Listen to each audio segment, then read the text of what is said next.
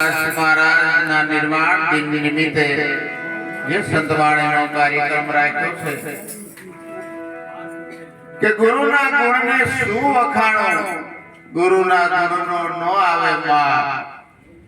ના પાડે છે સિદ્ધાર્થ સાહેબ, ગુરુ મારા આંખની જ્યોતિને, ગુરુ મારા હૈયાનો હાર.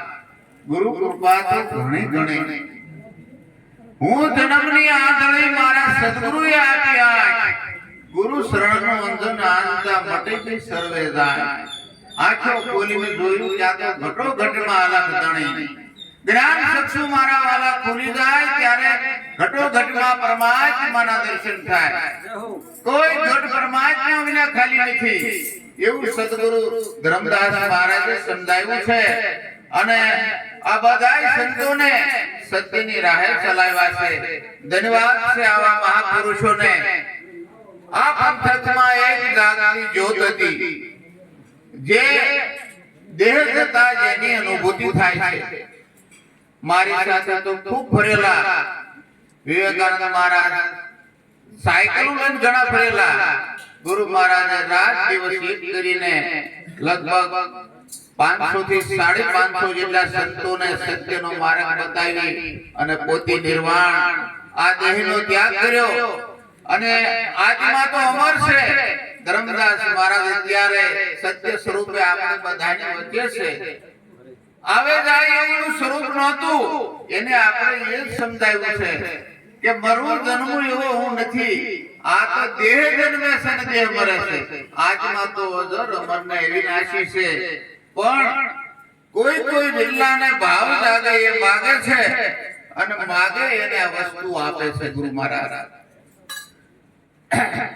આ ખલક છે અને અલગ છે. ખલક વશે ખાલું, હે સંતો માગો તો આલો.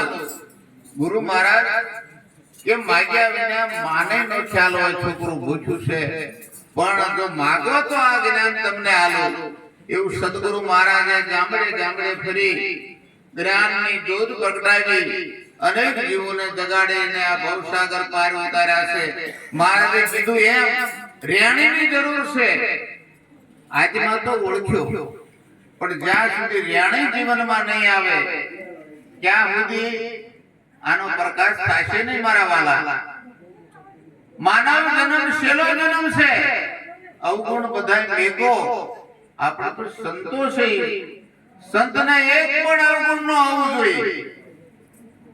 જો એક પણ અવગુણ રહી જાય તો માનવું કે હજી આપણામાં કઈ કચાશ છે. જેને જેને અવગુણ હોય આજના દિવસે ત્યાગી દેજો ગુરુના નામ માથે, તો તમારું અવશ્ય કલ્યાણ થશે. માટે એક એક પળ લાખની જાય છે. આ આખા ભક્તે કીધું છે કે પરમાત્મામાં તમારામાં કાંઈ ફેર નથી. હરિને હરિજન એક બે એક છે, જાદુ શું કહું વખાણે. આત્મા સર્વમાં એક છે, જેમ પાણી ભેગા પાણી. દરિયામાંથી એક ડોલ તમે પાણી ભરી લ્યો અને પાછું એમાં નાખો તો એ પાછું ફરીને મળતું નથી. એક જ છે.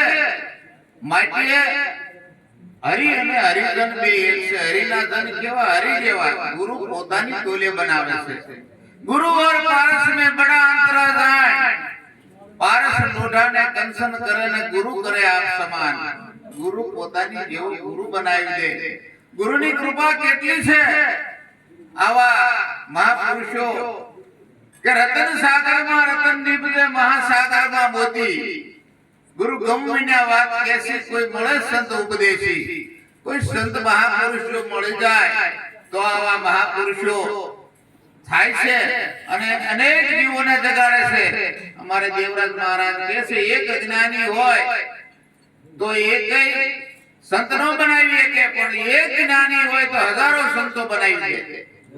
એમ સદગુરુ ધર્મદાસ મહારાજે આજ અનેક સંતોને જગાડી અને સત્યની રાહ બતાવી છે, સત્યના રાહે ચલાવ્યા છે. અને જે અધિકારી પુરુષો છે હજી વધારે ને વધારે સંતોને જગાડે અને સદગુરુ મહારાજ ધર્મદાસ મહારાજની ઈચ્છા પૂર્ણ કરે અને અનેક જીવો જાગે, એ જ આપણો હેતુ છે.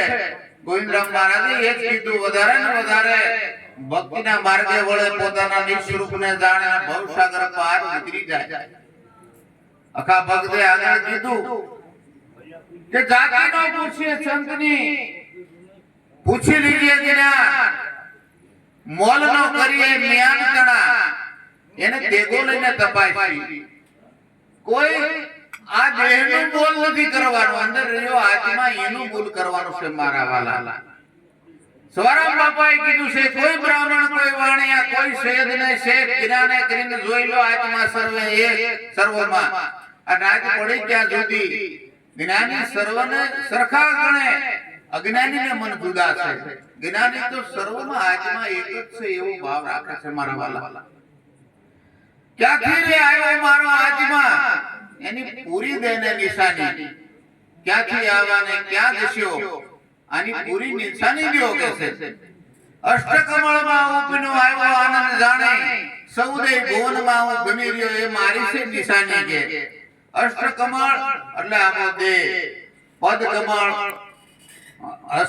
હસ્તકમળ નાભિકમળ બર્ગાકમળ આ મૂળ કમળ આખો દેહ થઈને અષ્ટકમળ છે આમાં હું બન્યો પરમાત્મા તો આ સર્વવ્યાપક રહ્યો પરંતુ જ્યાં સુધી આ દેહનો સહારો ન મળે ત્યાં સુધી પ્રગટ થતો નથી લાલજી મહારાજે એટલે જ કીધું છે ભારતમાં પ્રગટ છે દેહ સહિત ભગવાન આ દેહ સહિત ભગવાન ઘટોઘટીમાં મારો રમી રહ્યો છે માટે મહારાજે કીધું એમ ખોટું મેલી અને સત્યની રાહ સડી જવાની જરૂર છે કામ ક્રોધ મદ લોભ રાગ દ્વેષ ઈર્ષા છોડી એની જગ્યાએ દયા પ્રેમ વિવેક સદભાવ સહનશીલતા આવા સારા ગુણ કેળવો તો અવશ્ય તમે ભવસાગર પાર ઉતરી જશો અને કોઈ ન ગયા હોય એક તત્વદર્શી સંતોના શરણે જઈ અને પોતાનું નિજ સ્વરૂપને જાણી લીજો કારણ કે આ જગતમાં જન્મ મળ્યો માનવ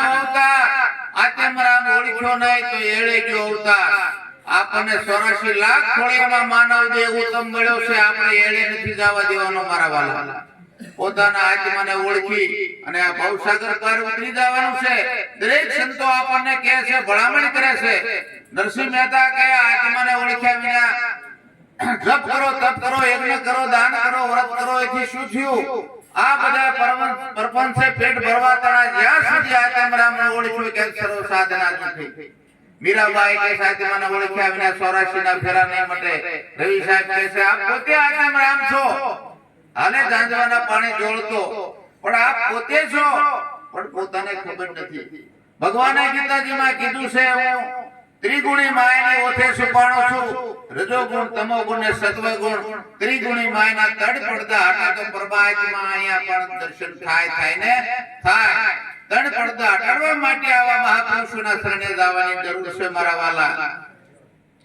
માટે નિજ સ્વરૂપમાં જાગી જવાની જરૂર છે વેદને પુરાણ કહે કથને એ વાતો ક્યાંની માત્રામાં રહી જાય છે જ્ઞાની ન હોય તો રામ રામ સબ કહે પણ રામ ભજવાની હોય રીત માયલો મરમ સમજાય નહીં તો આડી રહી જાય ભીત માટે મરમ જાણવાની જરૂર છે અને આ ભવસાગર પાર તો જ ઉતરી શકાય છે માટે એક પોળ લાખની જાય છે માછલી જેમ પાણીમાં બહાર નાખવાથી તડફડિયા મારે એમ પોતાના સ્વરૂપને જાણ્યા વિના આ જીવાત્માને એટલી તલબ થવી જોઈએ જેમ પાણી વિના માછલી તડફડિયા મારે એમ પોતાને આમ તડફડિયા મારવો જોઈએ પોતાના સ્વરૂપને હું જાણવાનો એવો ભાવ પ્રગટ થવો જોઈએ અને હું કોણ છું આ વિશ્વમાં ક્યાંથી આવ્યો છું અને દેહ પડે પછી મારે ક્યાં જવાનું એ ઘર જાણવા માટે આવા મહાપુરુષોના શરણે જવાની જરૂર છે અને સૌને સદગુરુ મહારાજ સત્યના માર્ગે હાલવાની પોતાના સ્વરૂપને જાણવાની શક્તિ આપે એવી પ્રાર્થના સાથે મારી વાણીને વિરામ કરું છું બોલો સદગુરુ મહારાજની